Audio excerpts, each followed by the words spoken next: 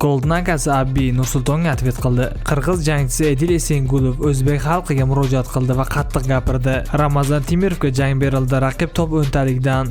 Videoni boshlashdan oldin kanalimizga obuna bo'lib, bir dona like bilan qo'llab-quvvatlashni unutmang. Shunda biz videolarimiz ketma-ket chiqishda davom etadi. Rahmat. Nursulton Ro'ziboyev Golden akasi Abi tojik bilan jang qilmaydi degan gapiga Abi atvet qilib chiqdi. Men sportsmenlarga o'zimiz o'zbek sportsmenlar bitta gapim bor-da.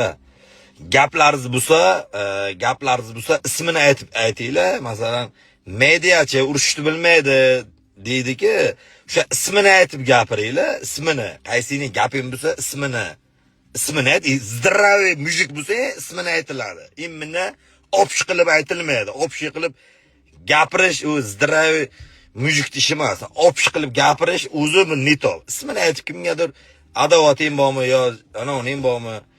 İçinga bir g'araz deyman, ismini aytib gapirilmaydi. Misol, men o'zimning fikrimda erkakman deganlar bu gapga ma'qullaydi. Erkakman deganlar ma'qullaydi bu gapimni. Bunga tegishli emas. Naborot biza bitta bo'lishimiz kerak. Edil Esengulov o'zbek xalqiga katta ketib murojaat bilan chiqdi. O'zbek ellik tarixingizga bir qarab ko'rgillar. Men o'shaga chayin bir de O'zbekistonlik mushkullardan utilgan emasman. Assalomu alaykum qirg'iz elim. Hurmatli mekandoshlar, o'zingizlar bilgandaylar, yaqinda Toshkentda Eysey turniriga o'tkazib keldim. Al yerdan Xudoga shukr, pobeda bilan keldik. Men bettesh o'tkazib жатканда Asur degan trener bor ekan. O'sha videoga tartib olibdir.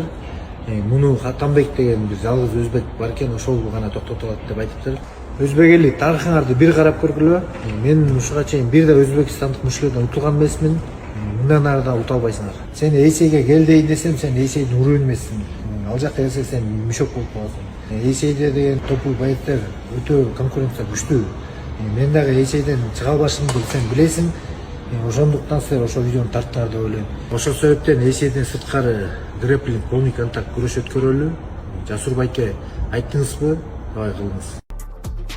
Ramazan Temirov UFC'dagi keyingi jangiga kontraktga qo'l qo'ydi. Raqib top o'ntalikdan. Siz kim deb o'ylaysiz? Fikringizni kommentarda yozib qoldiring.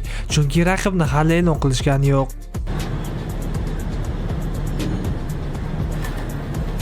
Assalomu alaykum xalqim. Alhamdulillah bizga yangi jangimiz uchun UFC'dan kontrakt keldi. Xo'p, raqib aniq, jang sanasi aniq. Inshaalloh chiroyli g'alabalar bilan yana UFC'dagi janglarimizni davom ettiramiz. Xudo xolisa duo qilib turinglar. Xo'p, raqibimni kim deb o'ylaysiz? Xudo xolisa top 10 dan kommentariyaga belgilab ketinglar kimligini. Inshaalloh tez kunlarda raqibimni o'sha rasmini post qilib qo'yamiz. Hammaga rahmat.